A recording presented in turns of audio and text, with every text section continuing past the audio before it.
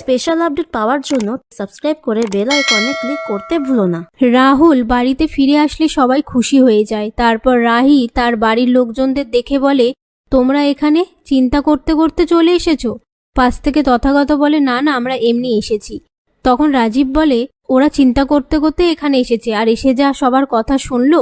এসব কথার মধ্যে টিনটিন এসে রাজীবকে রথ টানার কথা বললে রাজীব সবাইকে বলে, রথ টানবো, এবারে যাও, সবাই গিয়ে রেডি হয়ে এসো। এরপর সবাই রেডি হয়ে রথ নিয়ে বেরোয়। তখন রাহুল রাহিকে বলে, তুমি কি করে কালকের মধ্যে সবটা প্রমাণ করবে? নিজেই তো আমায় ছেড়ে চলে যেতে চেয়েছিলে। রাহি বলে, তোমায় ছেড়ে গেলে আমি এত কিছু করতাম না। তার মধ্যে জিয়া ভিক্টরকে ডেকে নিয়ে তাদের প্ল্যানটা যে কাজ করলো না সেই নিয়ে কথা বলতে থাকে, সেটা রাধিকা লক্ষ্য করে। রাহিও সেটা দেখতে পেয়ে তাড়াতাড়ি প্রমাণ জোগাড় করার কথা ভাবতে থাকে।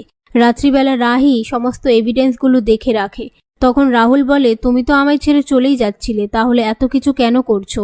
রাহি বলে, তোমাকে নির্দোষ প্রমাণ করে ম্যাচে জিতিয়ে দেয়া, আর জিতে গেলে আমি এখান থেকে চলে যাব, তাহলে হলো না আমার দুকুল হারানো?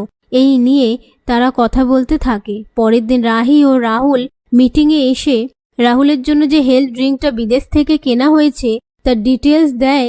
এই ড্রিঙ্ক আর ডাক্তারি রিপোর্টে যে সমস্ত সাবস্টেন্স পাওয়া গেছে দুটোই আলাদা, এর তদন্ত খতিয়ে দেখা হোক। পাশ থেকে রাহুলও বলে যে, আমি কোনো ইললিগাল সাবস্টেন্স গ্রাস করিনি।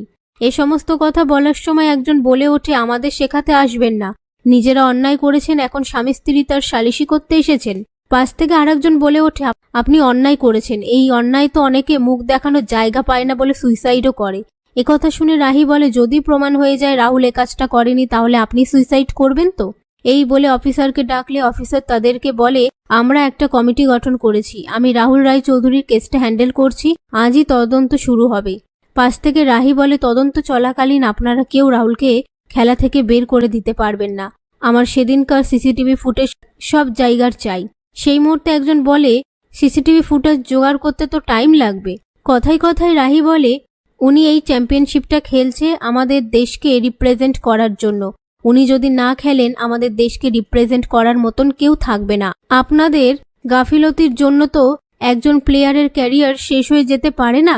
ঠিক তখনই পুলিশ অফিসার বলে, আপনাদের সমস্ত স্টাফদের কাজে লাগিয়ে দিন। সিসিটিভি ফুটেজ, এন্ট্রি লক আর স্টাফ লিস্ট, আজকের মধ্যে আমাদের সব লিস্ট চাই। প্লিজ আমাদের সাথে কোঅপারেট করুন। এই বলে তারা সবাই সেখান থেকে চলে যাওয়ার পর রাহি রাহুলকে বলে, চিন্তা করো না রাহুল, আজকে সত্যিটা সবার সামনে চলে আসবে।